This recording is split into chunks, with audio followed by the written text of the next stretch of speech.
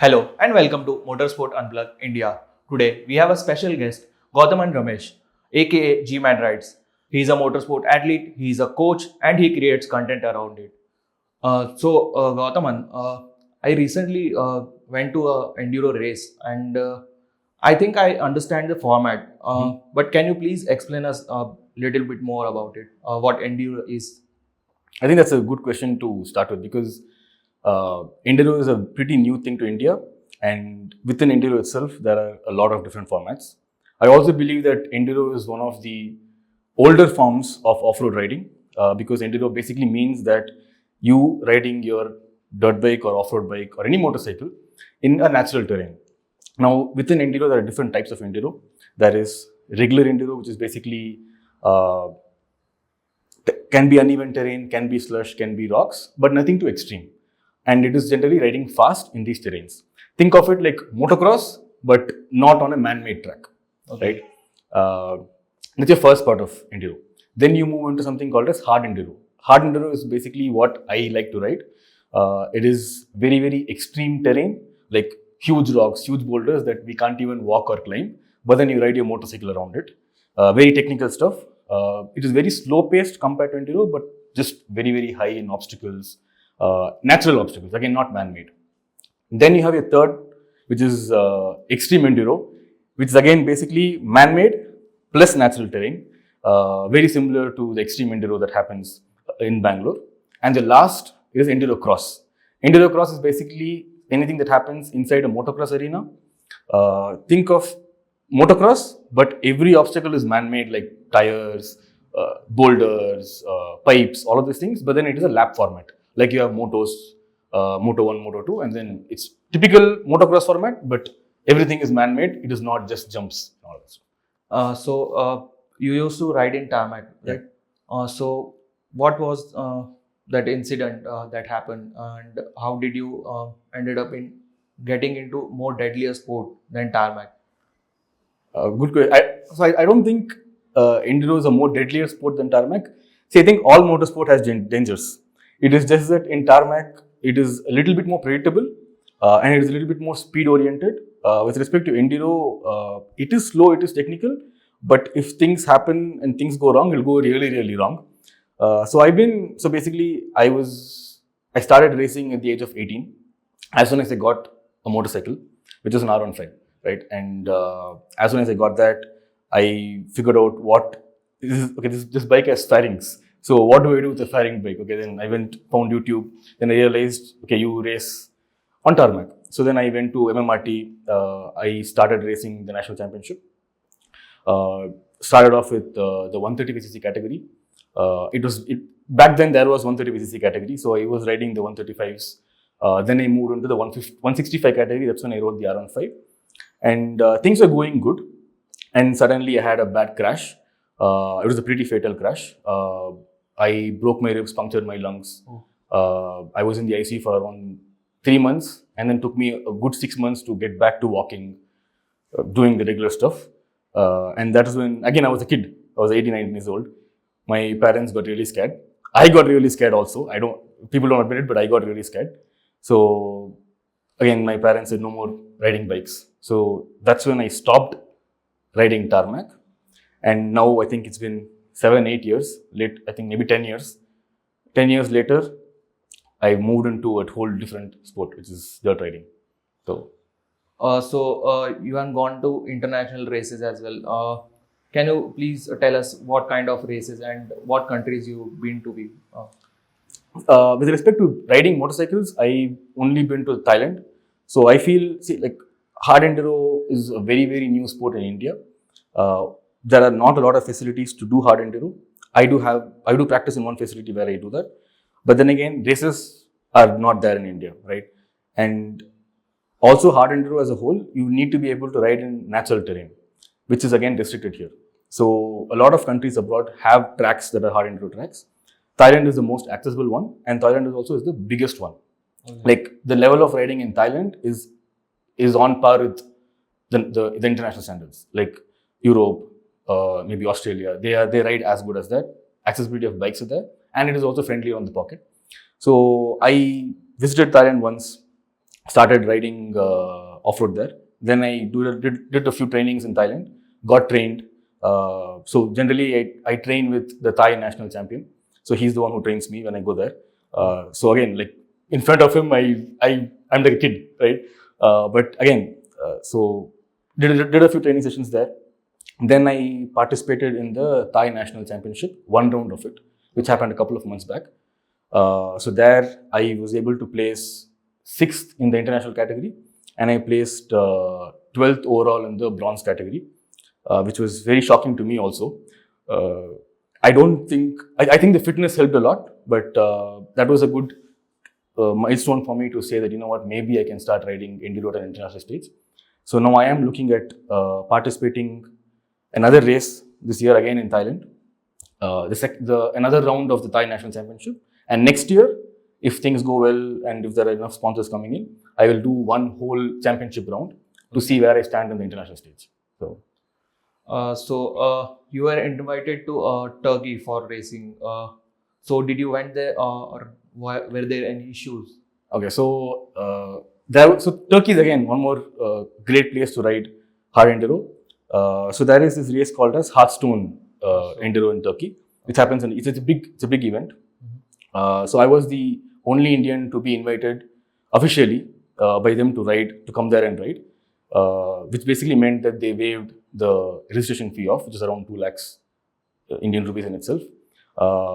Tried to get a lot of sponsors, but again, because riding each round, traveling, bike cost, all these things take a huge amount. And because of sponsors, I wasn't able to get sponsors, so couldn't really ride that race. That's why I rode the Thailand race instead. Okay. So yeah. So you got difficulties in getting sponsors in Turkey. A lot of young riders are there who want to get into motorsport, and how do they find sponsors then if they are a beginner and they are participating within India only? So how do get sponsors goes to them, or you go to sponsors? See, I think sponsorship again is a very gray area, I would say, because if you're lucky, you get sponsors, right? Like it's very hard to also formalize sponsorships because it depends on people to people, right? Like let's say if a brand sponsors you, they obviously look for something else in return. That's just how it is because they're also doing business at the end of the day. I think we need to understand that. So the first step of getting sponsorship or you being more likely to get sponsorship is to be in a position where you can give back to the brand. That's step one. I understand that racing is a sport, but we live in a place or we live in an era where there is social media, right? Like one thing that I would urge all riders is to take social media seriously. Social media is not just for, I would say not just for posting wheelie reels or something like that. You can really create a lot of impact on social media, and only then you will be in a good position to get sponsored because it is transactional. Like if I am helping you out or if I am giving something to you, I will at some point of time expect something else in return, right? That's how brand sponsorships work.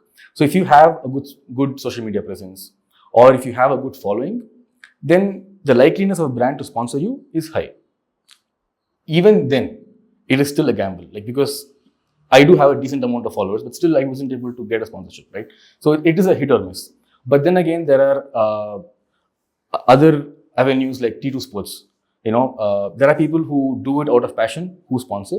Now that is another avenue to again approach and get sponsorships. Mm-hmm. So in Enduro, you probably having a lot more of face value, a lot more of presence, a lot more of following is something that you can approach sponsorships with. So I think sponsorships in general in motorsports is not formalized. So the more value you can bring to the table, the more likely you are to get sponsorships. So I would suggest that if there are someone who's getting into racing who wants to get sponsorships, train, ride well, but also do not ignore how to create presence for yourself. Like you're training anyway, so why don't you make a few reels or make a few videos that can help people out, like how to do this, how to do that. That's an easy way of getting more followers, and you can probably like help with getting more sponsorships as well. Yeah, like you can get in touch and you will be visible online more. So brands can directly approach you. Yeah. See, it's very simple, right? Like if a brand is sponsoring me, they probably want me to wear their gear. Yeah. If I'm wearing their gear, the more people see it, the more easier it is for the brand to justify the cost. So if 1 million people see me wearing riding gear, then they'll give me more money. If nobody is seeing me wearing the riding gear, then how will they give you any money, right? Like, so I think it is you need to think of it from that angle. So you are creating content for training people, and I've gone through your page, and there is no fancy stuff. Uh, a lot of people now get sponsorship based on showing cars, bikes, or something. They will get sponsors. Then why are you sticking to training only? This is again to answer the question that you asked before, right? Like, so what do I need to race? Very honestly, like, for me to go, what I want right now is I want to be able to represent myself in international enduro stages. My goal is very simple. I want to be the best in India at enduro riding, right?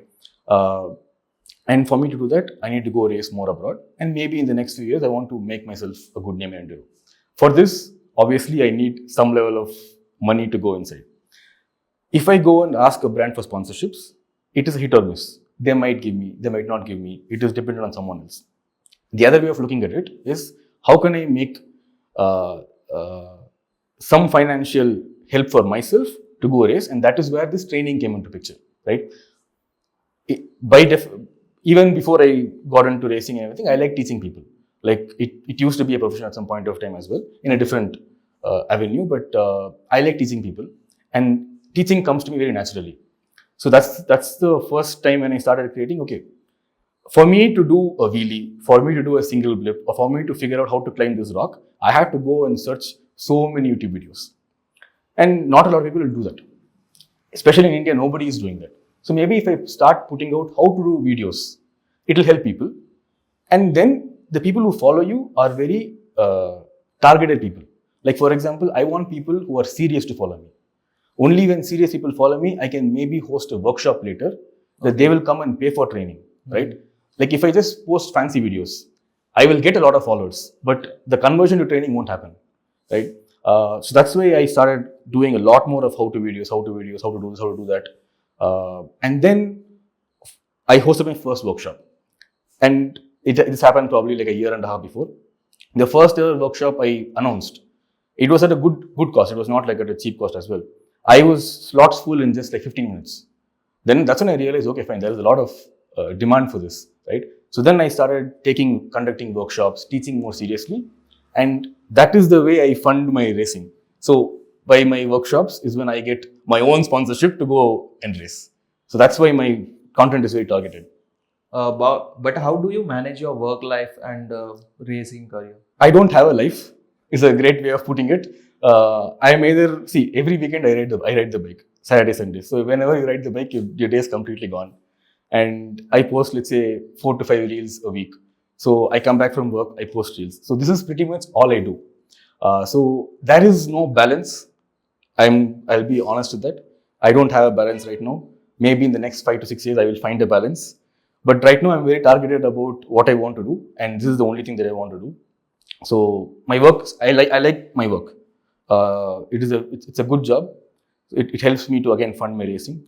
And like I said, I was talking to you before this, right? Like, today morning when I came here, 5:30 a.m. I woke up, made 3 reels, and then I came here. So it is a full-time job. We have to look at content creation as a job. It's if you have a job, even if you feel sick, you will go to the job, right? Even if you are not feeling well, if you are emotionally not feeling well, you will still go show up for the job. I think only when you take it up like that, the consistency will come in. And now social media is like, it's not like before, like where we post one photo and we get like 30, 40 likes. It's like a job right now. So I think you have to treat it like a job. How important fitness is into this sport? Fitness is everything in the sport. I feel that the Indian motorsport community hasn't put enough amount of importance into fitness. And that is what separates a lot of Indian riders and riders abroad, right? For example, when I raced the Thai Enduro Championship a couple of months back, the only thing that helped me to place well was my fitness. In fact, there are people who are riding way better than me, but I could see them get tired in the second, third lap. Or they got tired midway somewhere and they would take a break. or they would slow down, arm pump would come in, all these things would come in. Like I have been luckily training for all my life. So for me, I don't feel arm pump at all. I don't feel any of these things. So then I could slowly start taking them over, right? Like it's not like I would not say that I placed well because I was riding better than everybody else. It was just the fitness that helped me a lot also. And I've seen this happen in extreme enduro as well, right? Like when extreme enduro got over, I could see people getting tired. Like I could have done 3 extreme enduros very easily without getting tired. It is just the endurance that is there, right? So I think motorsport is something that you have to be in a flow state. You have to not make mistakes. And the more tired you are, the more prone to you are making mistakes. It is not about riding right. It is about making no mistakes. That's how off-roading is. Everybody rides right for the first 2 laps. Then you will start, okay, here I slip. Here I give a whiskey throttle. Okay, in India, motorsport is growing at grassroots level, and there are a lot of teams, factory racing teams, and there are a lot of events where you can participate individually. So, if you go to international race internationally, is there like you have to be in a team at factory racing team, or you can participate individually? So I think in any race, you can always participate individually. Factory racing teams are there because to represent themselves, that's one. And also if you ride in a factory racing team, you get paid a salary, everything is taken care of you. But all races have like privateers, you go in and race. There are some racing teams as well, which will sponsor you, which will pay you, all those things are there. But there is no restrictions with privateers going in racing, at least from an enduro or an off-road standpoint. If you have the money, you can go in and race. Especially with enduro, there are a lot more privateers than factory racing teams. So there is nothing stopping. It is just skill and obviously the finances that is required to do such anything. Okay. So as you mentioned about enduro before and tarmac, you have raced in both of them. How different it is in kind of training, and what else do you need in that? So I think I'm not going to touch a lot more on tarmac. See, because I've raced tarmac for very less amount of time. There are people who are better than me to talk about tarmac because I don't know much about tarmac. At least I forgot whatever I knew because I've not ridden a bike for almost after my crash, after stopping to race tarmac, I didn't ride for almost 7-8 years. Like I didn't even touch a bike for 7-8 years. So after in that time, I tried out karting, I tried out rally. I thought I'll get into 4-wheeler rally, very expensive stuff. Then I realized, okay, I'll go to bikes, maybe try something different. And that was a very, very good thing for me because it was almost like I was learning to ride bikes again. That's why I went into dirt. Even now, I don't ride the bike on the road at all. Very rarely you'll see me ride the bike. Maybe if you're going for an adventure ride once in a while. If it has trails, I'll ride. If it's pure tarmac, there's no chance I'm touching the bike. But yeah, so I think it helped me to start from scratch. And it also taught me that within off-road itself, like you have rally, motocross, supercross, you have enduro, they have very, very different types of riding. The base is same. For a lot of things, the base is enduro. Okay. In fact, it's not even enduro, it is trials. It is not even, India doesn't even have trials. It's a dying sport all over the world, but it is the foundation for a lot of things. It is a foundation for enduro, right? So enduro is very, very technical. Enduro is almost like physics. That's also why I like it. Because it has a lot to do with like finding traction. If you don't find traction, you should know that you should put your body weight back. Terrain. If the terrain is high, you move your body forward. So it is, before you even hit the obstacle, you have to understand how is my body going to go there. So if the obstacle is too high, I should know that I should throw myself a lot more forward. If it is too low, I should know that I should put my weight backward. So a lot of thinking, planning, and then choosing the line and then going. That is the part that I like about enduro the most. And it is not about aggressive riding. Like, I am not someone who likes to ride fast. So if you put me in like a rally race, I will do well, but I will never be able to win a rally. I know this about myself because I don't enjoy going at like 160, 170 at like on a sand beach. It's scary. People are doing it. It's crazy, but not for me, right? I enjoy more technical stuff. Like if I see an obstacle which I cannot climb, then for me to plan how do I climb here, where do I put my leg, that is what excites me. Okay. So that is what enduro is. I also feel that it is a little less prone to injury. I'm also getting older. I want to ride for another 10 years. So enduro is a sport which is new in India, which is a lot more technical. Not a lot of people are doing it. It requires a lot of training to do it, which means I have to put a lot of effort in training. All these things put together, which makes it easy for me to be really, really good at enduro than trying something like rally and trying to be the best at it, which I don't see happening. So I think that's why I chose enduro. That's the difference between enduro and other sports. You mentioned about your accident. What was your family's and friends' reaction at that time when you met an accident? See, I think my parents play a very important role in everything that I do. So my parents are scared, but they don't show it so that it will scare me also, right? So they try to keep it to themselves, but I can see it. Very luckily, I've had like very good parents. They've been, even, see, sometimes you can't expect support. The best thing you can expect is then them not opposing it, right? That in itself is a big support, to be honest. So when I had a bad crash, I was in ICU for 3 months, right? I think 3 months of sorts. I could not see my parents daily. Like, obviously, I'll see them only for a couple of hours. Okay. The time in ICU was fun because ICU is like full AC room, we have TV, all these things are there. But it's for the people who are outside, it is actually a lot more scary because they don't know what is happening. And I could see that. That's the reason why I stopped riding the bike also for a long time. And I think even now, my parents are scared, but they also understand that if I don't do this, then I will not be sane. Like, for me, if I don't compete in a sport or something, my lifestyle changes completely. Like, I won't wake up in the morning. I won't eat right. I don't even know what I'm doing. So unless and until I'm doing something, then I'm in a very strict routine. So in the overall picture, it keeps me healthier, right? So I think my parents have been very supportive with respect to, they have helped me financially also in the beginning, in the starting stages. Now, obviously, I can fund myself, but in the beginning, for an Indian parent to be okay with you racing, to be okay with you, skipping college, going in racing, is a big deal, right? And yeah, so I've been lucky that way. So at start of your racing, how often did you miss the colleges and everything? Did you miss any exams or anything? See, I think because of the crash, I missed like almost 1 semester of my college, but they were very lucky to do something about it. But overall, I think I did miss a lot of college because of this. I was also playing football and all those sports. I was always into sports, so I did miss college. But I think it is also about the fact that, see, but I've been grown up in a house where engines were everything.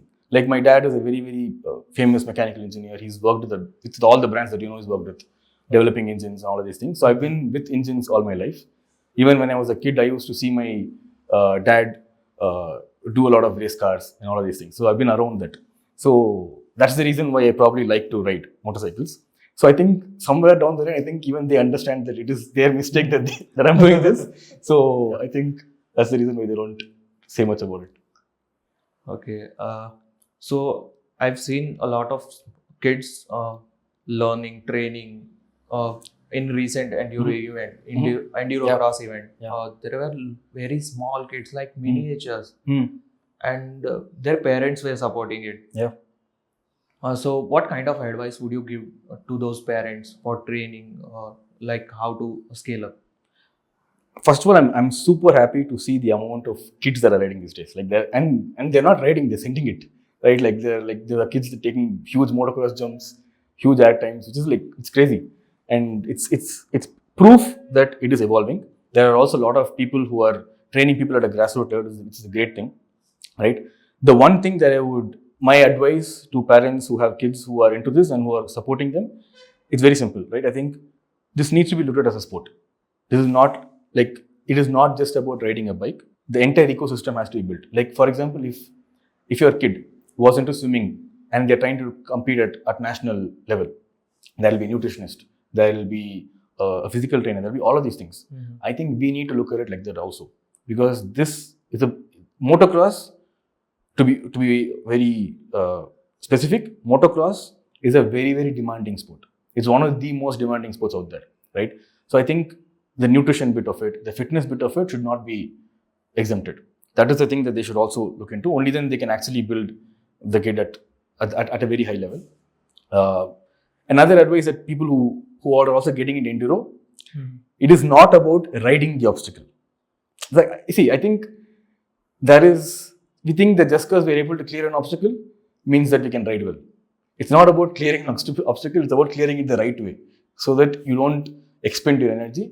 So I think a lot more focus on technique, doing the boring stuff is very important riding enduro, like doing the figure of eights, doing like a single blip, all these things again and again and again, which is very, very boring, but that is what will help you in the race. So I think practicing, not just riding fast, but doing the boring stuff is important. Okay, and you have done international races, and what kind of amount do you need to compete there? See, it depends on race to race. It also depends on the contacts you have. It depends on a lot of things. But to put into a ballpark number, if you want to ride an event like, let's say, Romaniacs, at any level, probably, like, doesn't matter which category, but if you want to ride an event like Romaniacs, you'll probably have to shell out close to 12 lakhs, 13 lakhs of sorts. It may be more than that. Like, I'm just taking in the regular expenses. Obviously, there is food, lodging, all these things that come in, but this is just for renting a bike. Okay. You're paying your fee and traveling and coming back. This will cost you this much.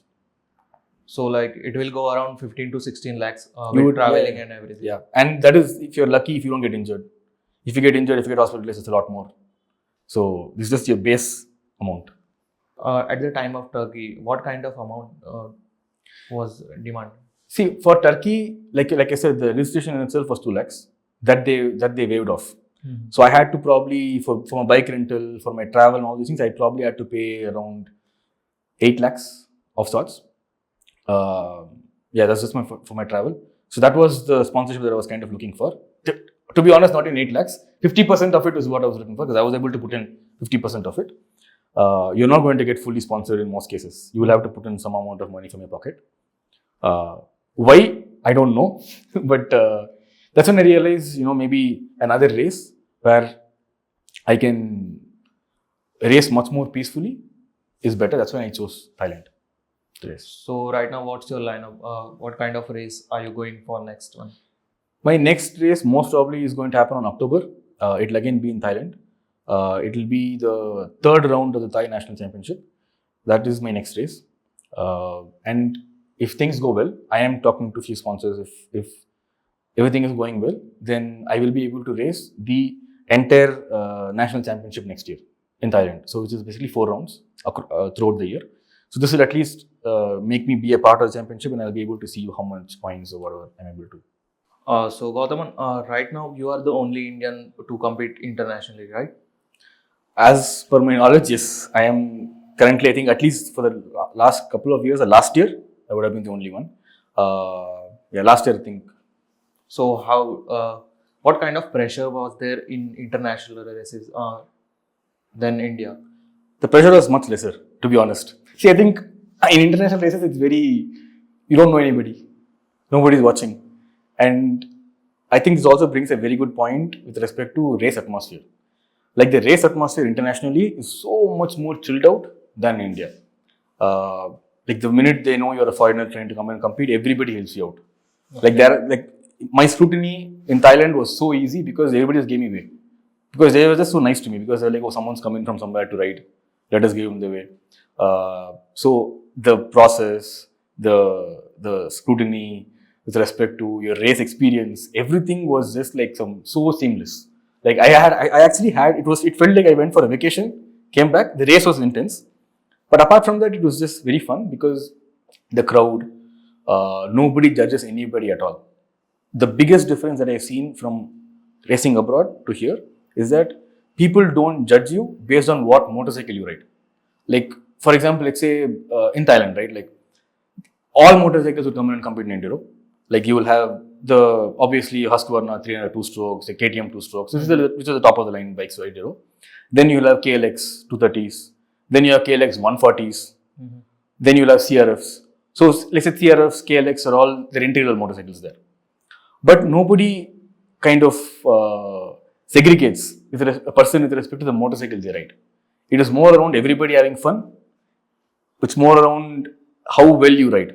So like a 140 guy will be riding much better than a 302 stroke guy, and he'll be given a lot more respect than anything else. So I've seen that we in India are affiliate ourselves with what motorcycle we buy.